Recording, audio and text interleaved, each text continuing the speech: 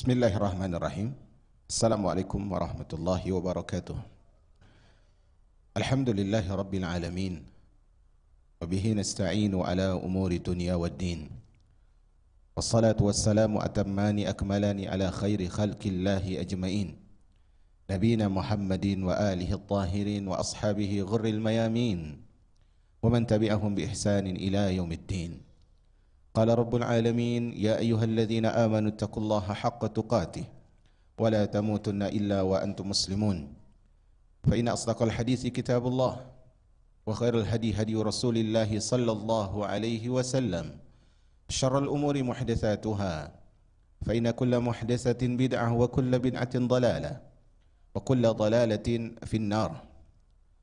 معاشر المسلمات, pemirsa dan pendengar yang dirahmati oleh Allah Azza wa Jal, kita haturkan syukur kepada Allah Rabbul Alamin yang kembali menghidupkan kita di hari ini, mempertemukan kita dengan suatu angka yang baru dari tahun ke tahun perjalanan kehidupan manusia. Sejatinya tidaklah seorang hamba berbahagia dengan waktu yang Allah hadirkan, waktu yang baru untuk dirinya, melainkan waktu itu bertambah amal dan ilmunya, atau bertambah ilmu dan amalnya. Seorang hamba hidup berpacu dengan waktu. Dia tidak tahu apakah nasib dia terhadap sesuatu, apakah nasib dia berakhir dengan surga yang dia rindu, ataukah berending dengan neraka yang kita berlindung kepada Allah dari hal itu. Seorang hidup tidak peduli tahun lama atau tahun yang baru. Yang penting bagi dia adalah setiap hari bertambah ilmu, setiap hari melembutkan kalbu, setiap hari berusaha bermajlis, duduk bersama Nabi SAW yang kita rindu, yaitu di surga Allah Azza wa Jal. Al-Imam Ahmad bin Hanbal mengatakan, al-ilmu la ya'diluhu syai' liman sahhat niyatuh. Ilmu tersebut tidak ada yang bisa menandingi. Tidak ada yang bisa menandingi ilmu tersebut sesuatu apapun, atau ilmu tersebut tidak ada sesuatu pun yang bisa menandinginya bagi orang yang benar niatnya. Maka ditanyakan kepada beliau rahimahur rahman, bagaimanakah seorang tersebut dikatakan baik niatnya? Maka beliau menjawab, yanwi raf'al jahli an nafsihi wa an ghairihi. Dia berniat ketika belajar ilmu mengangkat kejahilan dari dirinya dan mengangkat kejahilan dari orang lain. Bukankah Islam tersebut agama mengajak kepada kebaikan? Dan bagaimana mungkin seorang bisa mengajak kepada kebaikan jika dia tidak memiliki ilmu yang merupakan sumber kebaikan tersebut? Al-ilmu kassirat, man marra bihi iktabasa minhu. Ilmu tersebut bagaikan lentera. Siapa yang berjalan membawa lentera ilmu, maka dia akan menerangi jalan perjalanannya itu. Ma'asyarah al-jamaah yang dirahmati oleh Allah, hari ini kita akan memasuki judul terakhir dari pasal pertama di dalam kitab Fawaidul Fawaid, yaitu di pasal akidahnya. Hari ini kita akan berbicara tentang subtema yang sebenarnya dalam kitab Al-Fawaid, kitab aslinya, itu adalah bagian dari pembahasan sebelumnya. Tetapi dalam susunan Fawaidul Fawaid oleh pentahqiq Syekh Ali Hasan rahimahur rahman dibuat judul yang baru, yaitu tentang iblis dan Adam alaihi salam. Di pertemuan sebelumnya kita bercerita tentang hikmah penciptaan Adam. Maka hari ini kita akan berbicara tentang iblis dan Nabiullah Adam alaihi salam. Jamaah yang Allah muliakan, kita harus tahu bahwasanya Allah tidaklah menciptakan segala sesuatu kecuali ada hikmahnya. Dan dendangan orang-orang beriman, mereka mengatakan, Rabbana ma khalaqta hadza batila. Ya Allah, Engkau tidak mungkin menciptakan sesuatu pun dengan sia-sia. Dan Allah Subhanahu wa taala juga mengatakan, ayahsabul insanu ayyutraka sudah. Apakah manusia itu mengira mereka akan dibiarkan begitu saja? Wa ma khalaqnas samawati wal arda wa ma bainahuma la'ibin.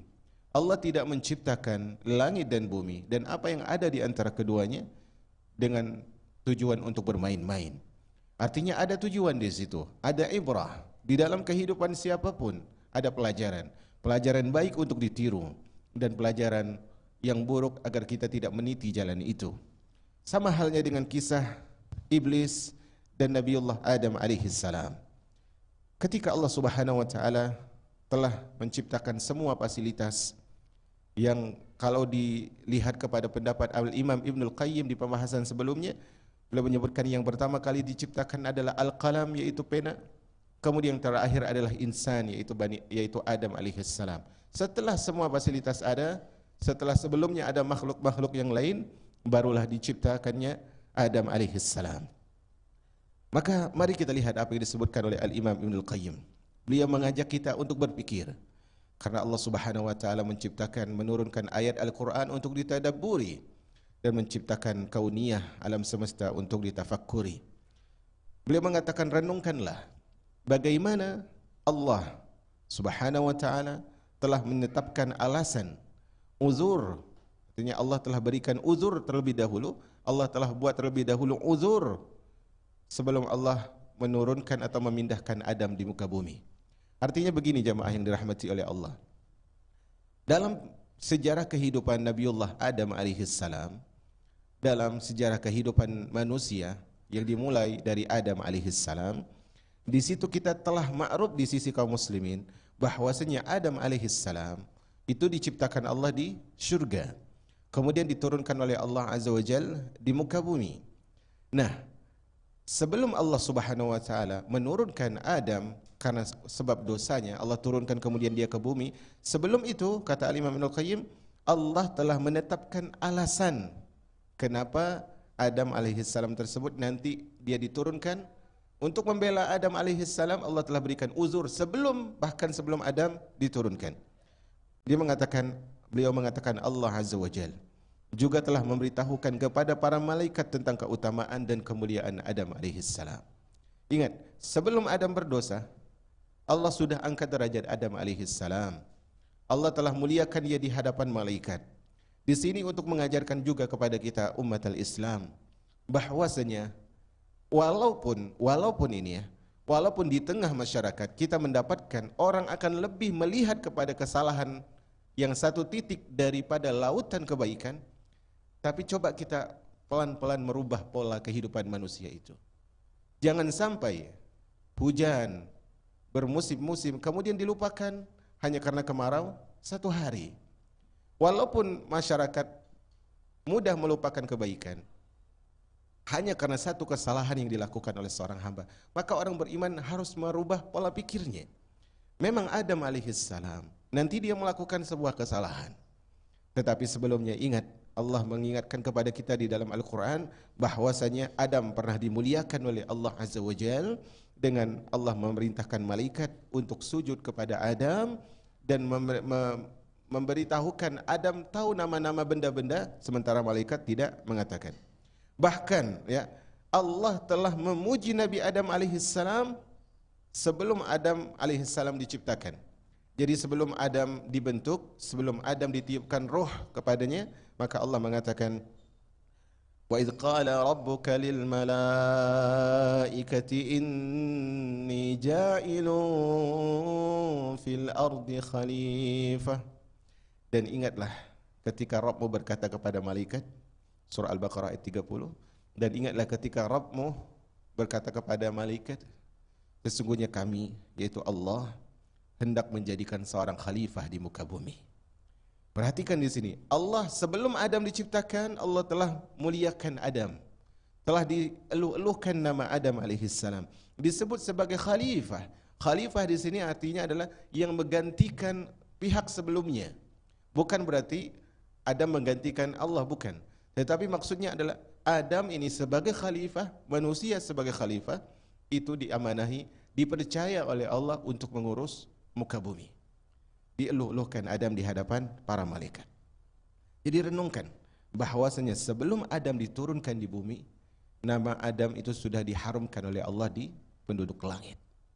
Subhanallah. Kemudian renungkan pula kata beliau, bagaimana Allah menggelari Adam. Adam diberikan gelar sebagai khalifah pada ayat ke-30 Al-Baqarah tadi.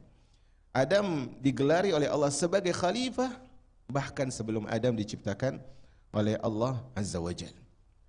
Maka di sini jamaah yang dirahmati oleh Allah Azza wa Jal, Allah ingin mengajarkan pula kepada kita bahwasanya ingatlah ya, Allah ingin mengajarkan kepada kita, ingatlah bahwasanya apa-apa yang pernah menjadi kebaikan, apa-apa yang pernah wangi, dia tetaplah dulu pernah wangi.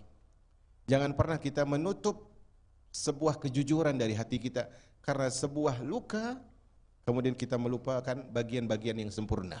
Karena sesuatu yang cacat, kita melupakan bagian-bagian yang memikat.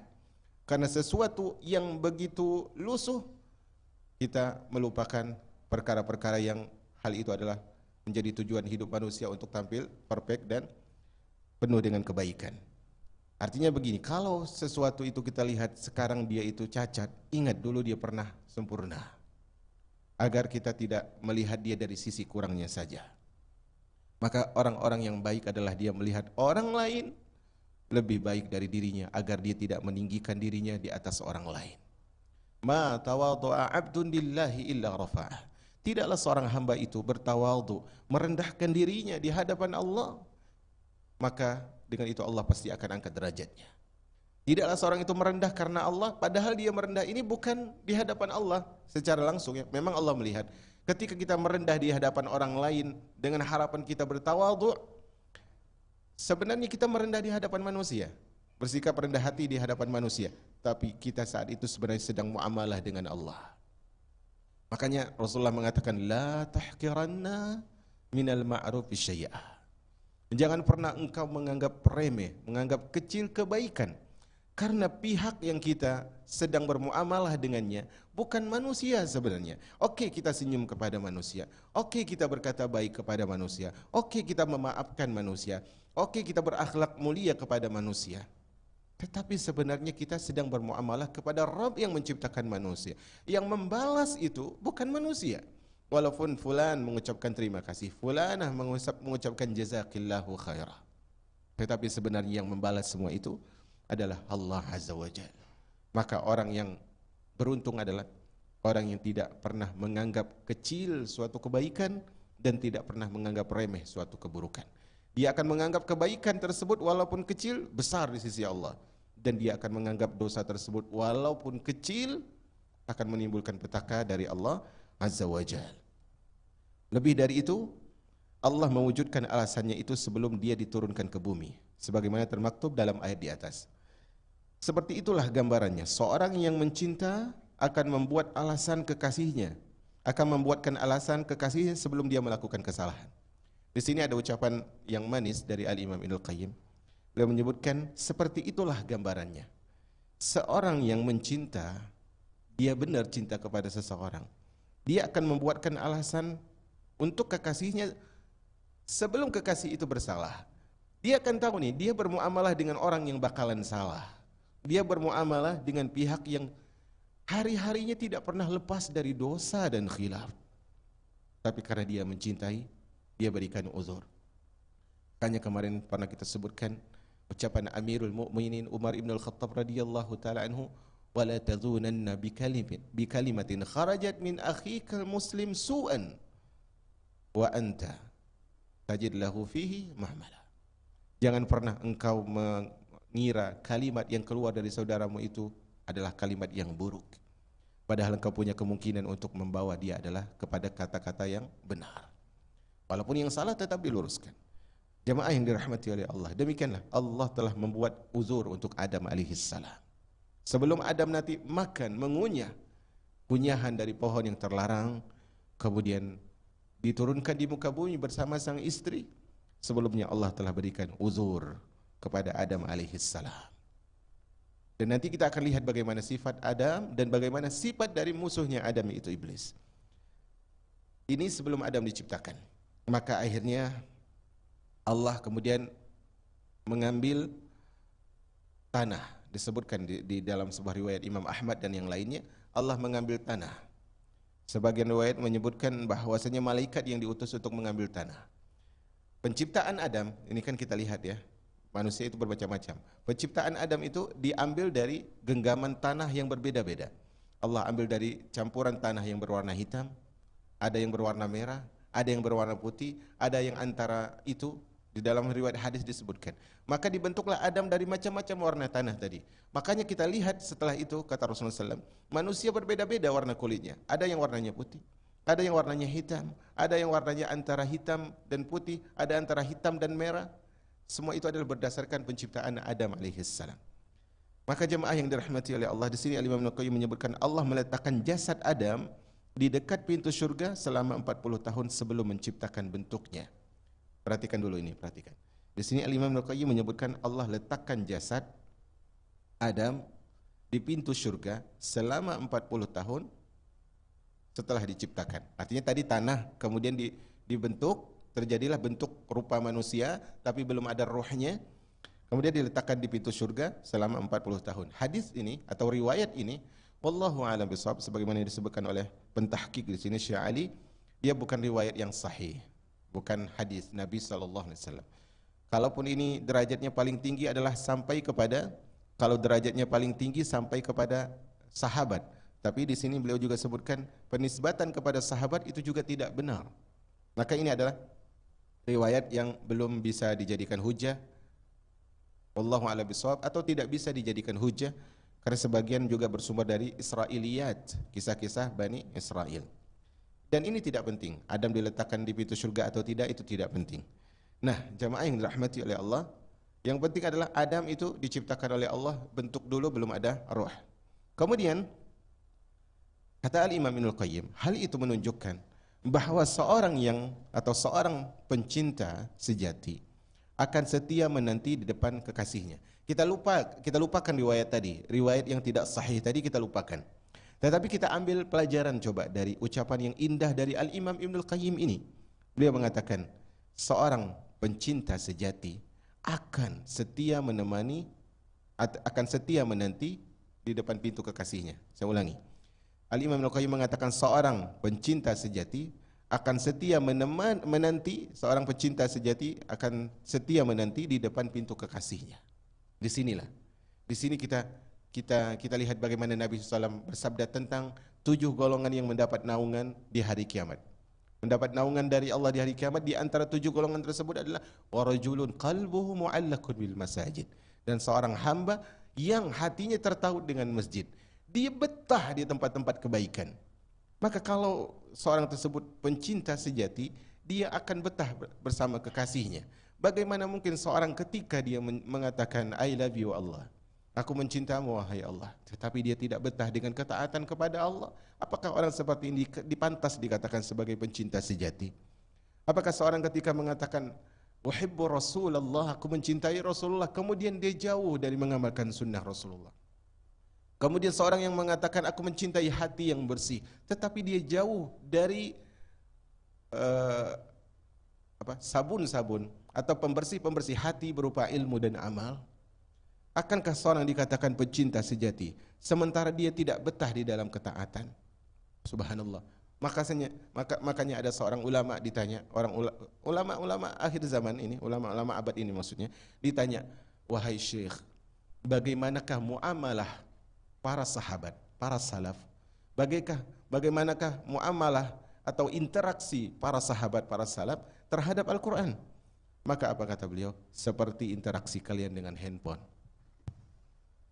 Seorang pencinta sejati akan setia menanti depan pintu kekasihnya. Bagaimana dulu ada seorang, yaitu sahabat yang mulia Abdullah ibnu Abbas, kalau tidak salah dia datang ke rumah Abdullah ibnu Mas'ud. Kemudian ternyata Abdullah ibnu Mas'ud itu jam tidurnya, dia tidak mengetuk pintu. Dia ingin belajar tapi dia tidak mengetuk pintu. Dia rela duduk, bahkan sempat tertidur di tangga pintunya Abdullah ibnu Mas'ud. Seorang pecinta sejati akan setia menanti di depan pintu kekasihnya. Al-Imam Ibnu Qayyim melanjutkan, selanjutnya dia menghempaskan, yaitu Allah menghempaskan Adam di tempat yang hina. Hal itu agar dia tidak takjub kepada dirinya sendiri ketika para malaikat diperintahkan bersujud kepadanya. Maksudnya gini, tadi Adam diciptakan oleh Allah dengan tangannya langsung. Kemudian Allah langsung yang memberikan roh. Kemudian ditempatkan di mana? Di surga. Tempat yang diidam-idamkan oleh segenap hamba. Tapi setelah berada di surga, ternyata Adam tidak lama di situ. Allah hempaskan dia di tempat yang hina, yang itulah disebut dengan dunia. Subhanallah. Dunia itu seindah apapun orang memoles, dia tetap hina. Dunia tersebut, secantik apapun orang merawat, dia tetap terlaknat. Dunia tersebut, semaksimal apapun orang berusaha untuk menjaganya, maka dunia tidak akan menjaga orang itu. Allah hempaskan dia di tempat yang hina. Setelah Allah puji dia di hadapan malaikat, setelah Allah suruh malaikat sujud kepadanya, setelah Allah tempatkan dia di surga, setelah Allah ajarkan kepada dia nama-nama segala benda, Allah turunkan dia di tempat yang hina bernama dunia. Untuk tujuan apa? Agar Adam tidak takjub dengan dirinya sendiri. Ingat jamaah yang dirahmati oleh Allah, Adam dalam kasusnya dia tidak pernah takjub. Tetapi di sini Allah ingin mengajarkan, Adam, dulu engkau memang pernah tinggal di surga. Dulu engkau pernah kusanjung di hadapan manusia. Dulu engkau pernah aku eluh-eluhkan. Dulu engkau pernah aku ajarkan ilmu ini dan ilmu itu. Tetapi sekarang engkau diturunkan di dunia agar engkau tidak lupa diri. Karena seorang itu kalau dia tidak pernah bersalah, dia akan lupa daratan. Dia akan lupa bahwasanya kakinya itu menginjak bumi dan dia masih bernaung beratapkan langit. Maka seorang tersebut harus tahu bahwasanya dengan kesalahan dia tersebut, dia harus tahu bahwasanya tidak ada yang pantas dia puji dari kebaikan kecuali Allah Azza wa Jalla. Man wajada khairan falyahmadillah. Siapa yang mendapatkan kebaikan, pujilah Allah Azza wa Jalla. Makanya Nabi Daud alaihi salam mengatakan, ya Allah, bagaimana aku memujimu kalau aku bisa bersyukur kepadamu. Ya Allah, bagaimana aku bersyukur kepadamu kalau aku bisa bersyukur kepadamu. Itu juga perlu disyukuri lagi. Di sini Adam diturunkan di dunia agar Adam tidak takjub kepada dirinya sendiri ketika malaikat diperintahkan sujud kepadanya. Ketika orang menyanjung kita, ketika orang mengeluh-eluhkan kita, ingat, yang menyanjung dan mengeluh-eluhkan kita tersebut suatu saat akan keluar kata-kata yang tidak baik dari lisannya.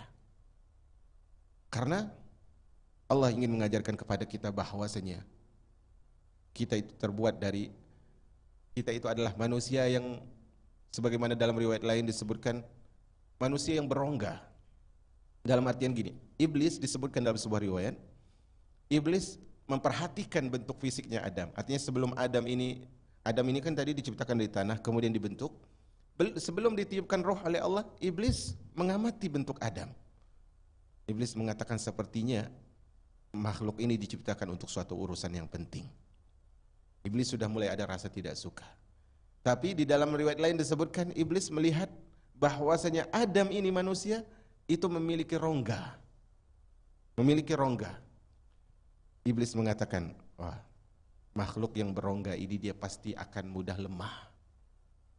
Coba jamaah lihat, ini gelas misalnya, ada rongganya, maka dia tidak kuat. Berbeda kalau dia padat. Besi, ketika dia besi tetapi tengah-tengahnya kosong, dia tidak kuat. Tetapi kalau padat, dia akan kuat. Dia melihat makhluk yang berongga ini sangat mudah untuk digoyahkan. Maka subhanallah, makanya kalau kita perhatikan ya, manusia itu di antara rongga yang dia miliki adalah telinganya.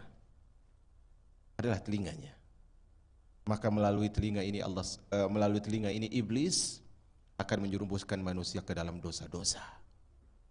Dia mendengarkan sesuatu yang tidak diridhoi oleh Allah, mendengarkan sesuatu yang dibenci oleh Allah, atau mendengar keburukan yang harusnya dia menutup dari itu. Tetapi karena iblis melihat itu celah, digoda melalui itu. Mulut, rongga. Sehingga iblis melihat di situ ada rongga, maka iblis menggiring manusia untuk mengeluarkan opini-opini, untuk mengucapkan kata-kata yang itu adalah merupakan malapetaka. Maka sesungguhnya Mu'adz bin Jabal mengatakan, ya Rasulullah, apakah seorang tersebut akan terjerembab ke neraka hanya karena dosa ulah mulutnya? Apa kata Nabiullah sallallahu alaihi wasallam, Muhammad bin Abdullah, saqilatka ummuka ya Mu'adz. Sungguh ini adalah hal yang buruk wahai Mu'adz. Tidaklah yang menyerempapkan seorang ke neraka kecuali ulah buruk dari lisannya. Maka rongga-rongga yang kita miliki, rongga-rongga yang lain, dan Anda lebih tahu itu. Coba perhatikan, disitulah celah syaitan iblis mengamati manusia berongga, dia akan lemah. Maka akhirnya Adam diturunkanlah di muka bumi. Mundur sedikit, di sini Al-Imam Ibnul Qayyim kemudian mundur sedikit. Suatu ketika, kata Al-Imam Ibnul Qayyim, iblis berlalu di hadapan jasad Adam. Ini yang sempat saya singgung tadi. Maka iblis merasa takjub dan berkata, engkau diciptakan untuk suatu perkara yang masih rahasia, karena hanya Allah yang tahu. Kemudian iblis, ini disebutkan ya. Kemudian iblis masuk ke dalam tubuh Adam melalui mulutnya, kemudian keluar melalui duburnya. Tetapi wallahu a'lam bishawab, riwayatnya pun tidak bisa kita pastikan kebenarannya. Dalam artian, setahu saya sejauh ini bukan riwayat yang benar, bukan sabda Nabi SAW. Tapi ingat tadi, iblis melihat Adam adalah makhluk yang berongga. Maka iblis berkata, seandainya aku diberikan kekuasaan terhadapmu, perhatikan ini, iblis. Nanti kita di sini akan ketemu jawaban kenapa akhirnya iblis dilaknat. Sebelumnya dia berkumpul bersama malaikat. Sebelumnya dia taat sebagaimana juga malaikat taat. Tetapi kenapa kemudian dia dikeluarkan dari surga, kemudian dia dilaknat dan dijanjikan kekal di neraka? Perhatikan, iblis mengamati Adam, kemudian iblis berkata, seandainya aku diberikan kekuasaan terhadapmu, niscaya aku akan membinasakanmu. Kalau aku berkuasa nih, aku binasakan. Itu sisi yang satu. Sisi yang kedua, kalau engkau diberikan kekuasaan terhadap diriku, aku akan mendurhakaimu, aku akan lawan, aku akan menentang. Perhatikan di sini. Di sini jamaah, iblis sudah berbicara di hatinya. Dia belum mengaplikasikan, belum mempraktekkan hal itu. Tapi dia bilang, kalau aku punya kuasa, aku hancurkan engkau. Kalau engkau diberi kuasa terhadap diriku, aku durhakai dirimu. Disinilah jamaah, kapanpun seorang tersebut punya benih, ya, punya benih yang buruk, ingat benih tersebut akan sangat mungkin berkembang. Maka di sini jemaah, para ulama mengatakan, kata Nabi SAW, iyyakum wal hasad, jauhi oleh kalian hasad, jauh-jauh, sejauh-jauhnya. Kemudian kata para ulama, kalau tidak salah Syekhul Islam Ibnu Taimiyah, beliau mengatakan, ma khala jasadun min hasad. Jasad itu siapapun dia, ma khala jasadun min hasad. Jasad siapapun itu tidak mungkin lepas dari hasad. Setiap jiwa pasti terkena penyakit hasad. Tapi walakinnal karim yukhfi wal laim yubdi.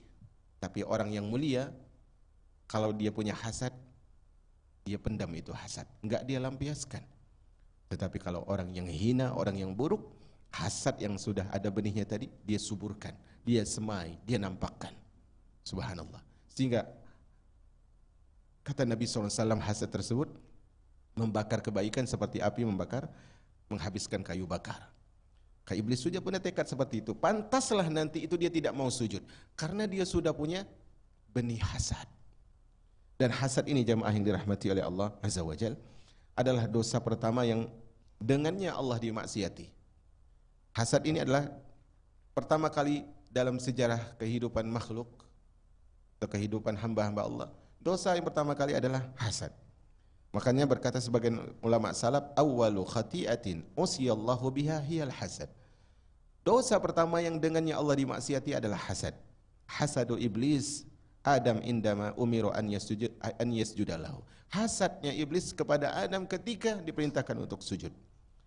Dan subhanallah, sebenarnya jemaah, sebenarnya orang yang hasad tersebut, dia bukan berburuk sangka kepada, bukan sekedar berburuk sangka kepada manusia yang dihasati, tapi dia berburuk sangka kepada Allah.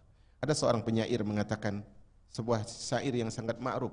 Syair ini, bait syair ini harusnya menyadarkan, ya, harusnya menyadarkan dia bahwasanya hasad tersebut tidak pantas. Dia mengatakan, ala kul liman bata li hasidan, atadri ala man asa'tal adab, asa'ta ala Allahi fi fi'lihi li'annaka lam tarda lima wahab.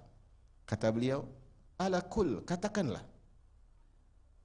liman bata li hasidan, katakan kepada orang yang hidupnya hasad kepada diriku. Atadri ala man asa'tal adab, apakah engkau tidak tahu wahai tukang hasad, kepada siapa engkau berakhlak buruk, kepada siapa engkau tidak beradab? Asa'ta 'ala Allahi fi fi'lihi, sebenarnya engkau tersebut sedang kurang ajar kepada Allah di dalam takdir yang Allah tetapkan. Li'annaka la tarda lima wahab, karena engkau tidak ridho terhadap pemberian yang Allah berikan kepada diriku. Subhanallah. Allah telah berikan segala sesuatu, pantaskah sesuatu yang Allah takdirkan kemudian kita hasad? Allahul musta'an wa alaihi tuqlan. Jamaah yang dirahmati oleh Allah Azza wa Jalla. Akhirnya Iblis berkata dengan ucapan tadi, kalau aku diberikan kekuasaan, aku binasakan engkau Adam. Kalau engkau diberikan kekuasaan terhadap diriku, aku durhakai. Maka Al-Imam Ibnu Qayyim menyebutkan ketika itu Iblis belum mengetahui bahwa kebinasaannya dikarenakan peranan Adam. Maksudnya adalah bukan Adam yang membuat Iblis binasa, tetapi binasanya Iblis itu karena wasilah atau sebabnya Adam dikarenakan Iblis tidak mau taat kepada Allah untuk sujud kepada Adam. Jadi bukan Adam yang menjadikan Iblis binasa, tetapi perbuatan Iblis sendiri. Hanya saja ada jalur Adam di situ. Subhanallah. Maka gini ya, ketika kita binasa itu karena sebab orang lain, maka kita rugi dua kali. Rugi dua kali. Pertama adalah perjalanan masing-masing kita menuju Allah itu berat sekali. Berat sekali. Ketika Nabi SAW mengatakan, La yadkhulanna ahadakumul jannah bi'amali. Siapapun di antara kalian tidak akan masuk surga hanya karena mengandalkan amalnya. Para sahabat mengatakan, Wala anta ya Rasulullah. Apakah engkau juga sama wahai Rasul? Karena Rasulullah mengatakan, Wala ana. Sama, aku pun seperti kalian, gak bisa masuk surga hanya mengandalkan amal. Illa an yataghammadiyallah birahmatin minhu. Kecuali setelah Allah berikan rahmat. Dalam riwayat lain, setelah Allah berikan rahmat dan keutamaan darinya. Ini perjalanan seorang itu menuju Allah dengan sendirinya, itu sulit. Kalau seorang itu masuk surga, kalau seorang itu masuk neraka karena jiwanya sendiri, maka itu sudah buruk, rugi. Bagaimana lagi kalau dia masuk neraka karena sebab orang lain? Artinya apa? Harusnya dia ke surga, tapi karena ada duri-duri yang dia tancapkan di hati orang lain, ada bom waktu yang dia tanamkan di jiwa orang lain sehingga orang lain hancur dengan itu, maka apa? Rasulullah mengatakan, atadruna manil muflis? Wahai para sahabatku, kalian tahu siapa orang yang gulung tikar, siapa yang bangkrut? Maka kata para sahabat, wahai Rasulullah, al-muflisu fina man la dirhama lahu wala matah. Orang yang merugi, orang yang bangkrut, orang yang gulung tikar menurut kami, orang yang enggak punya uang, orang enggak punya barang. Kata Nabi SAW, bukan seperti itu. Tapi orang yang gulung tikar, orang yang merugi adalah orang yang datang di hari kiamat membawa amalan kebaikan, salat, dia bawa puasa, dia bawa zakat dan seterusnya. Tapi dia telah mencaci si fulan, si alan. Dia telah memukul si fulan dan di alan, menumpahkan darah ini dan itu, mengambil hak ini dan hak itu. Maka akhirnya kebaikan dia diberikan kepada orang yang dia zalimi. Dan ketika kebaikan tersebut tidak cukup untuk membayar kezaliman tersebut, Allah berikan dia kepada dia dosa-dosa orang tadi, dan dia akhirnya terjebak ke dalam neraka. Subhanallah. Maka ketika seorang tersebut masuk ke dalam neraka karena sebab orang lain, maka dia rugi dua kali. Ketika Iblis melihat Adam masih berupa bongkahan tanah, maka ketika Iblis menatap Adam yang masih dalam bentuk bongkahan tanah, belum ada ruhnya, maka Iblis pun meremehkan Adam. Di sini jadi meremehkan orang berdasarkan fisik, merendahkan orang berdasarkan fisik, itu adalah warisan Iblis. Meremehkan orang karena fisik itu warisan Iblis. Kalau seorang itu diremehkan karena kulitnya yang hitam, bayangkan ini ya, coba Anda bayangkan. Kalau seorang itu diremehkan karena warna kulitnya yang hitam, yang gelap, maka bayangkan kalau kita hidup di zaman sahabat, berarti yang kita remehkan adalah Bilal, adalah Wahsy dan sebagainya, adalah Ammar dan sebagainya. Kalau yang kita remehkan, yang kita hina adalah bagian tubuh yang cacat, maka kita akan menghina Abdullah bin Ummi Maktum, sahabat Nabi yang buta.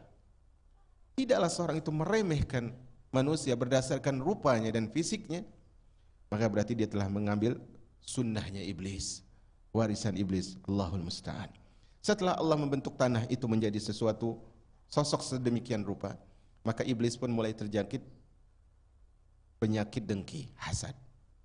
Dan ketika roh ditiupkan ke dalam jasad tersebut, pedengki itu pun seakan mati. Maksudnya gini, tadi ketika fisiknya Adam sudah ada tapi roh belum ada, iblis sudah dengki.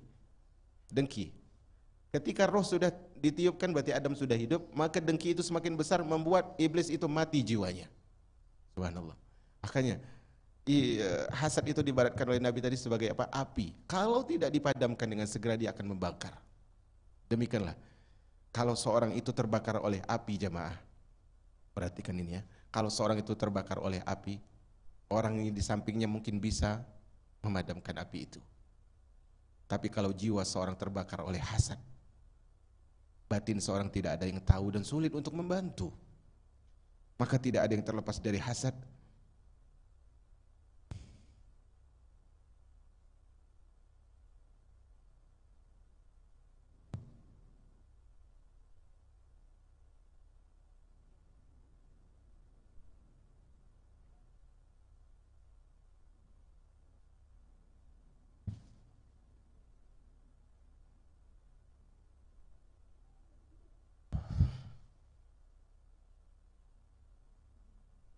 Tidak ada yang terlepas dari hasad kecuali orang yang menghormati firman Allah Azza wa Jalla. Yauma la yanfa'u malun wala banun. Karena ada suatu hari di situ anak dan keturunan dan harta tidak bermanfaat. Illa man atallaha biqalbin salim. Kecuali yang datang kepada Allah dengan hati yang selamat. Semoga Allah selamatkan kita dari hasad. Sesudah itu Allah menghadirkan Adam di atas permadani kemuliaan. Lalu semua makhluk yang dihadapkan kepada Adam. Lantas didatangkanlah para malaikat yang sebelumnya pernah bertanya kepada Allah, kenapa harus menciptakan manusia? Mereka mengatakan, wa nahnu nusabbihu bihamdika wa nuqaddisu lak. Didatangkan para malaikat yang dulu pernah mengatakan, ya Allah, kenapa kau ciptakan Adam? Padahal kami memujimu, kami bertasbih kepadamu. Lalu Allah memerintahkan kepada malaikat tersebut untuk menyebutkan, kalau kalian merasa lebih mulia dari Adam, coba sebutkan ini, benda ini apa namanya? Malaikat enggak tahu. Itu apa namanya? Mereka enggak tahu. Akhirnya yang bisa menjawab siapa? Adam. Sementara itu Allah masih menyembunyikan. Allah sudah mulai nampakkan hikmah. Kenapa Allah pilih manusia sebagai khalifah? Kenapa bukan malaikat? Kenapa bukan yang lain? Allah sudah mulai nampakkan sisi-sisi hikmahnya. Kemudian Allah ingin menampakkan satu persatu, walaupun di antara hikmahnya ada yang Allah sendiri yang lebih tahu. Allah masih menyembunyikan dari mereka semua bukti bahwa Adam pantas untuk mendapatkan kehormatan tersebut. Kemudian Allah mengajarkan nama-nama benda tersebut kepada Adam. Akhirnya kepala mereka tertunduk penuh pengakuan. Lalu Allah berseru di hadapan sekumpulan malaikat tersebut, usjudu li Adam, sujud kepada Adam. Maka mereka pun segera bersuci dari hadas. Ini cuma bahasa Al-Imam Ibnul Qayyim. Bagaimanapun malaikat tidak berdosa sebenarnya. Mereka pun segera bersuci dari hadas, yaitu klaim mereka sebelumnya, dengan air uzur, bahasa Ibnul Qayyim juga, dari bejana pengakuan. Di sini jamaah mengajarkan kepada kita dari ucapan Ibnul Qayyim ini, mereka membersihkan hadas mereka sebelumnya dengan air uzur bejana pengakuan. Qalu la ilma lana illa ma 'allamtana. Tidak ada ilmu kecuali yang kau ajarkan. Di sini mengajarkan kepada kita bahwasanya cara untuk mengembalikan jiwa setelah dia bersalah adalah lihat kebesaran Allah Azza wa Jalla. Kalau kita sudah bersalah nih, kemudian kita ingin bangkit, lihat Allah Maha Perkasa. Kalau Allah ingin tamatkan kita saat itu, binasa kita.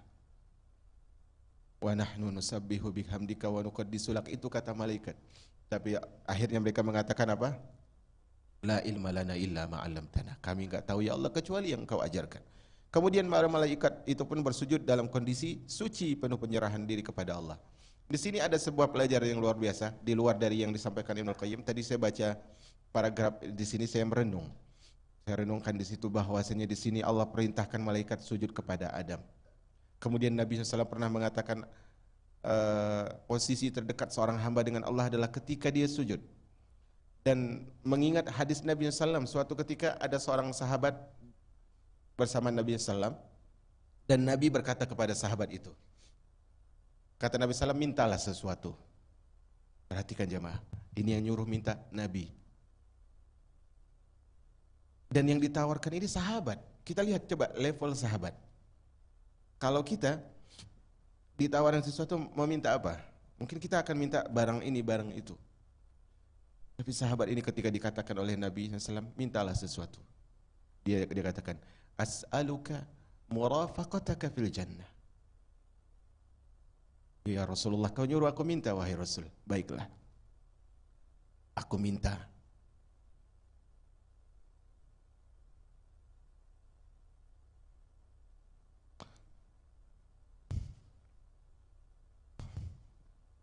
Aku minta agar bisa menemanimu di surga, ya Allah. Wahai Rasul, kau nyuruh minta, aku minta agar bisa menemani di surga.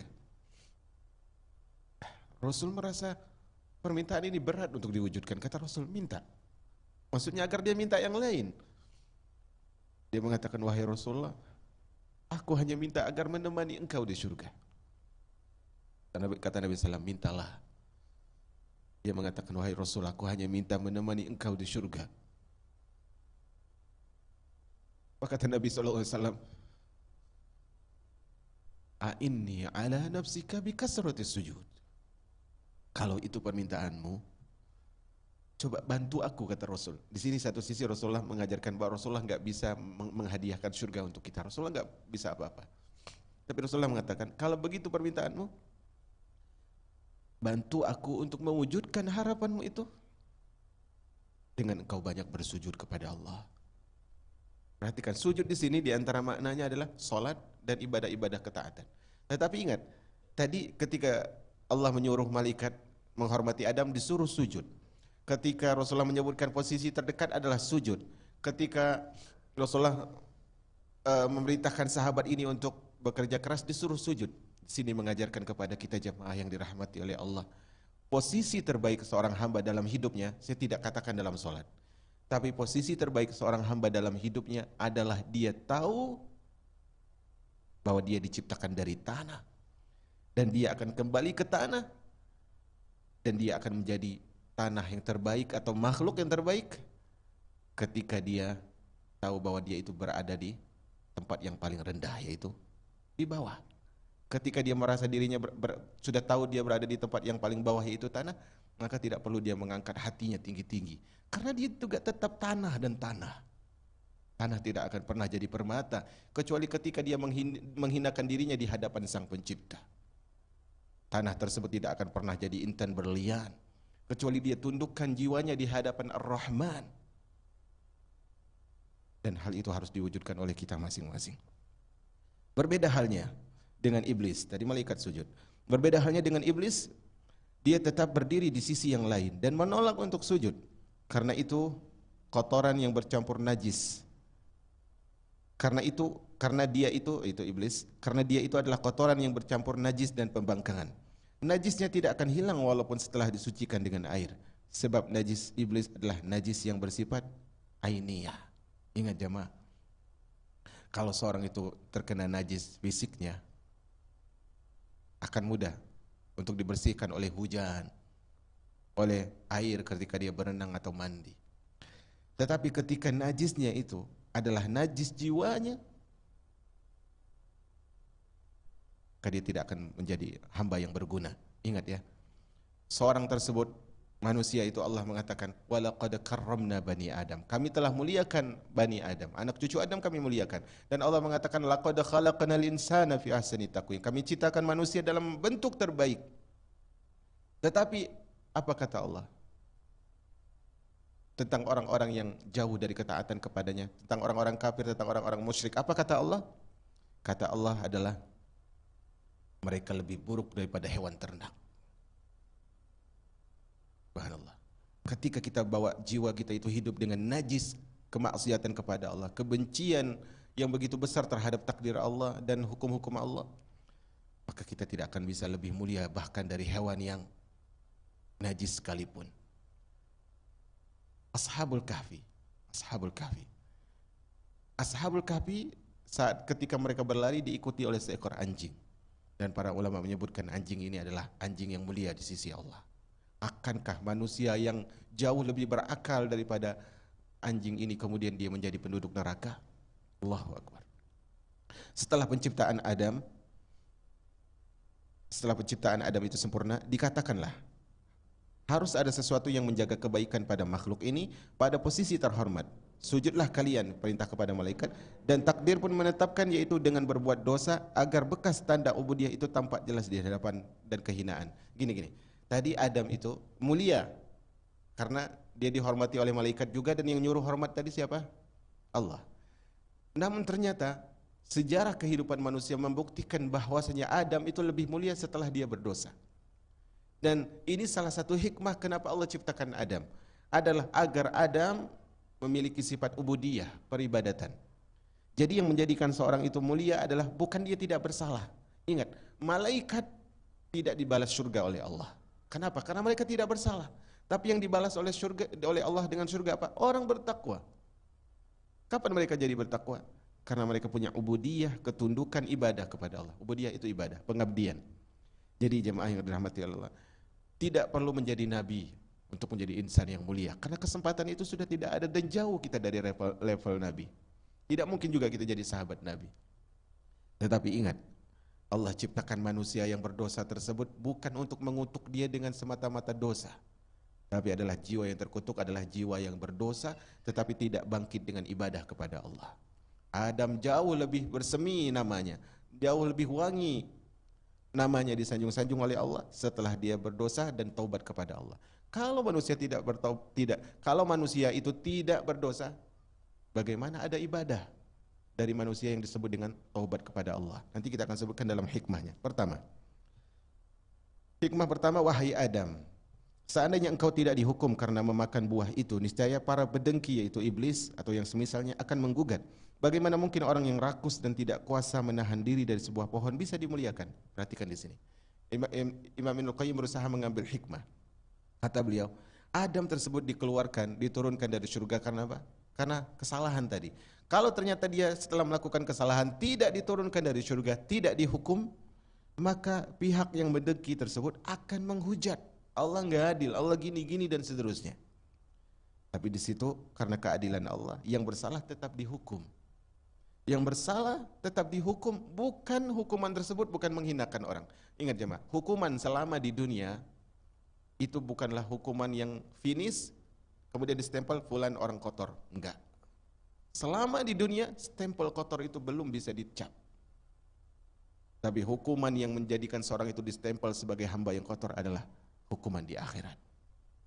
Jadi siapapun kita yang berlumur dengan dosa, bangkitlah. Karena Allah belum stempel status seorang tersebut selama dia masih hidup. Seandainya engkau tidak diturunkan dari surga, niscaya tidak ada doa yang dipanjatkan dan tidak ada turun pesan yang dinyatakan. Adakah yang meminta?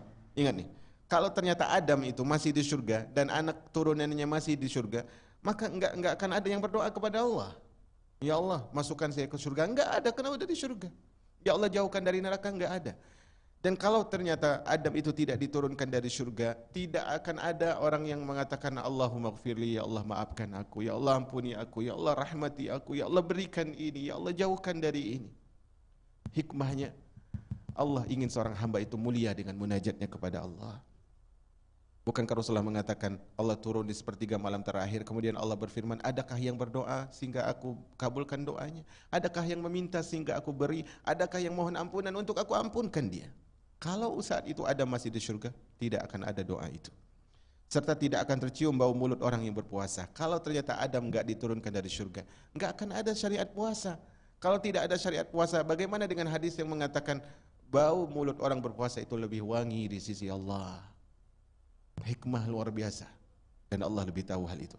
Maka jelaslah bahwa Adam memakan buah dari pohon terlarang itu bukan karena kerakusannya. Ingat ya, Adam makan dari buah pohon terlarang, namanya bukan pohon khuldi, itu penamaan dari syaitan.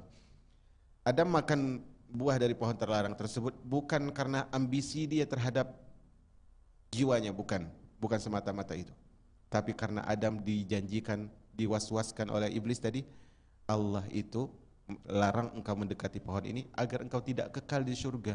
Adam itu ingin kekal di surga, makanya dia makan itu. Dia lupa sisi yang lain, bahwasanya kalau mau kekal taat.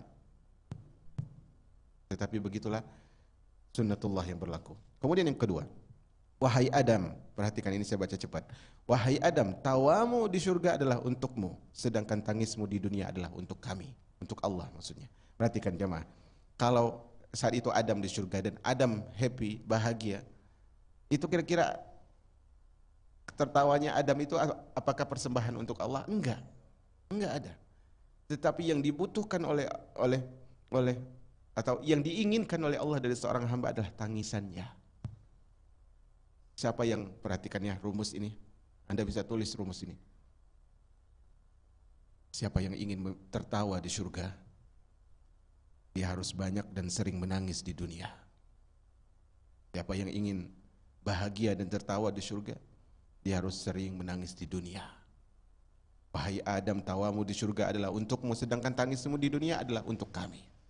Yang ketiga, tidak ada bahaya bagi orang yang hatinya hancur oleh keperkasaanku, yaitu keperkasaan Allah, selama itu dipulihkan kembali dengan karuniaku. Artinya begini, tidaklah bahaya dosa seorang hamba yang sudah terlanjur berdosa selama dia kembali mengejar karunia dan rahmat Allah.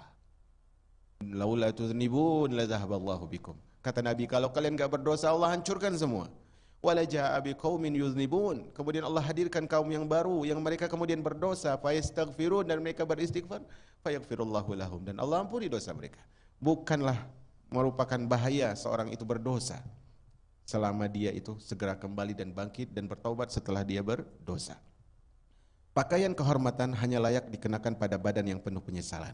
Ingat ya, siapa yang tidak pernah menyesal, dia tidak akan terhormat. Betapa banyak orang yang dia dihormati oleh manusia, ketika dia salah dia tidak menyesal, kemudian Allah hinakan dia beberapa waktu setelah itu. Pakaian kehormatan hanya layak dikenakan untuk orang yang menyesal terhadap kesalahannya. Yang kelima, Allah dekat dengan orang-orang yang hatinya penuh dengan penyesalan. Nah, karena itu Allah itu suka, innallaha yuhibbut tawwabin wa yuhibbul mutatahhirin. Allah suka orang yang menyesali dosanya kemudian bertaubat dan membersihkan jiwanya. Semakin seorang itu menyesal terhadap kesalahan dia, Allah makin cinta kepadanya. Sementara manusia terkadang semakin kita mengakui kesalahan kita, mereka akan mengatakan itu kan, tukan. Itulah diantara hikmah juga kenapa kita harus tutup aib kita sendiri. Kemudian Adam, yang keenam, Adam masih tetap dekat dengan pohon itu dan memakan buahnya hingga penyakitnya, yaitu penyakitnya menguasainya, ya, penyakit yang ambisi tadi menular kepada anak cucunya. Untuk itu Allah melembutkan lagi, untuk itu Allah maha lembut lagi maha mengetahui menurunkan obat.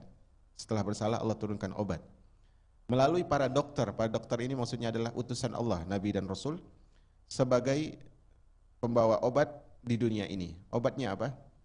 Obat dari kesalahan adalah meniti tangga hidayah.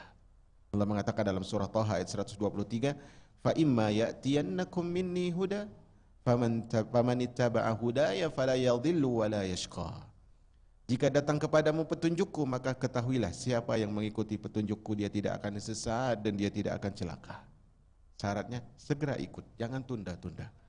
Dokter itu yaitu Rasul lalu melindungi mereka dengan larangan serta memelihara kekuatan mereka dengan perintah. Semua keburukan yang meracuni mereka dibersihkan dengan taubat, sehingga kesehatan dan keselamatan datang dari segala sisi.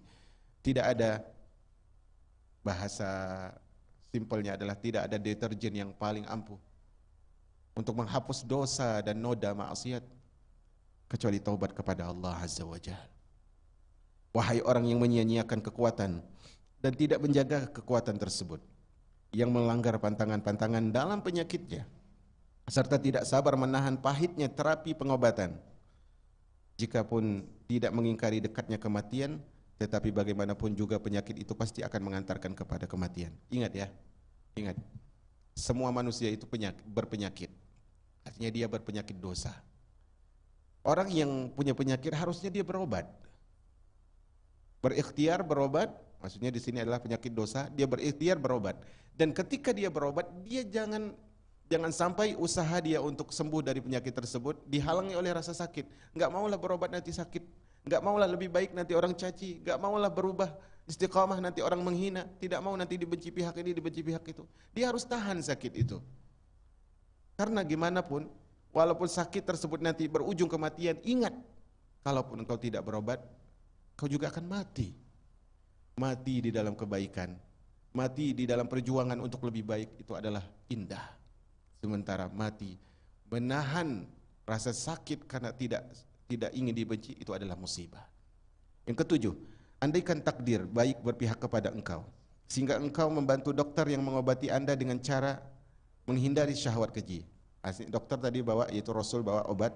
Andaikan kita membantu, niscaya engkau akan memperoleh keberuntungan berupa kelezatan kenikmatan. Namun kabut syahwat telah menutupi mata hatimu, sehingga engkau pun mengira tindakan kehati-hatian itu laksana jual beli antara janji dengan uang tunai.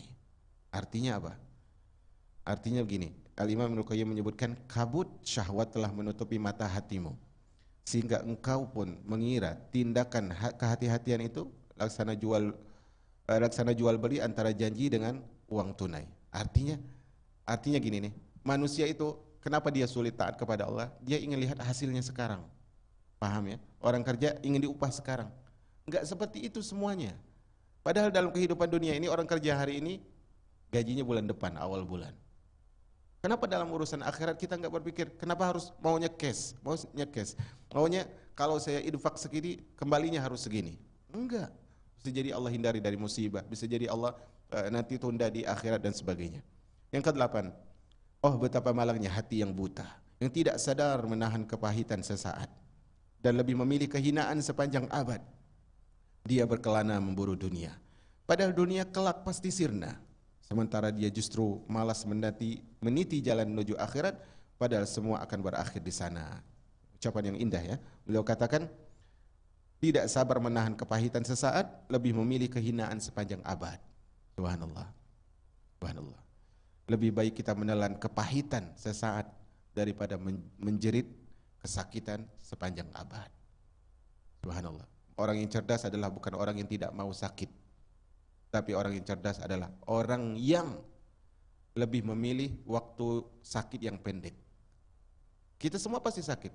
Orang cerdas adalah bukan orang yang bebas, bukan orang yang bisa membebaskan dia dari sakit, tapi orang yang cerdas, orang yang benar-benar pintar adalah orang yang bisa memperpendek waktu sakitnya agar dia bisa menikmati nikmat di masa yang akan datang. Yang terakhir, apabila engkau mendapati seorang yang membeli barang murahan dengan harga selangit, atau seorang yang menjual barang yang berharga dengan barang yang murah, maka ketahuilah bahwa dia adalah seorang yang bodoh.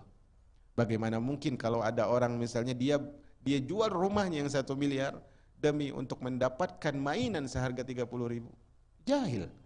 Atau orang yang membeli barang yang murah, dia beli seekor lalat dengan harga sebongkah emas. Jahil. Itu memang jahil. Tetapi ada orang yang jahil adalah apa? Orang yang menukar hidayah hanya untuk mendapatkan kenikmatan dunia yang fana. Semoga Allah Rabbul Alamin maafkan kita. Semoga Allah Ar-Rahman merahmati kita. Semoga Al-Ghafur mengampuni dosa-dosa kita. Semoga Al-Hadi ila siratul mustaqim menunjuki jalan kebaikan kepada kita. Maka ingat, ketika kita meniti jalan Nabi SAW, kita pasti akan mendapatkan duri, walaupun duri kita tidak sebesar duri yang terkena kaki Nabi SAW. Sallallahu ala nabiyina Muhammad, subhanakallahumma bihamdika, asyhadu an la ilaha illa ant, astaghfiruka wa atubu ilaik. Assalamualaikum.